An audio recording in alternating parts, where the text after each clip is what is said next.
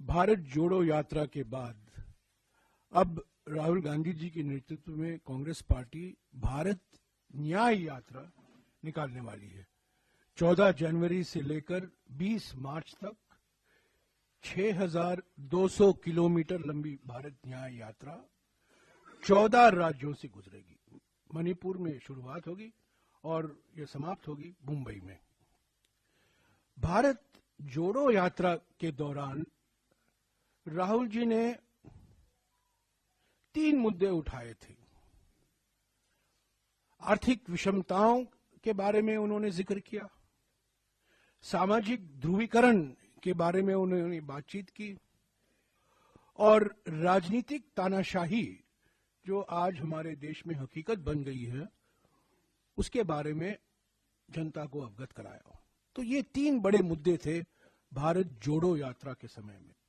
उन्होंने अपनी आवाज बढ़ती हुई आर्थिक विषमताओं के बारे में, बढ़ती हुई सामाजिक ध्रुवीकरण के बारे में और बढ़ती हुई राजनीतिक तानाशाही के बारे में उन्होंने अपने विचार जनता के बीच में रखा। वो मन की बात नहीं थी, वो जनता की चिंता थी। लोगों से सुनने के लिए भारत जोड़ो यात्रा निकाला गया था। अब ये यात्रा दूसरे चरण में भारत न्याय यात्रा है। आर्थिक न्याय के लिए, सामाजिक न्याय के लिए और राजनीतिक न्याय के लिए। लोकतंत्र को बचाना है, संविधान को बचाना है। महंगाई और बेरोजगारी से करोड़ों परिवार जो पीड़ित हैं उनको एक नया भविष्य, उज्जवल भविष्य दिखाना है। और फिर से जो समाज को बांटा जा रहा है, समाज को बांटने की प्रक्रिया शुरू करनी है।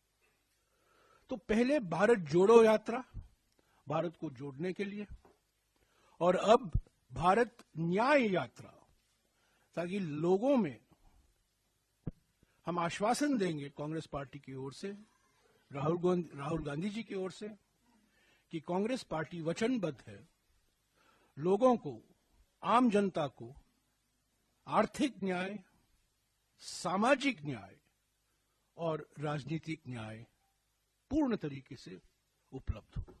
तो यही है पृष्ठभूमि भारत न्याय यात्रा का।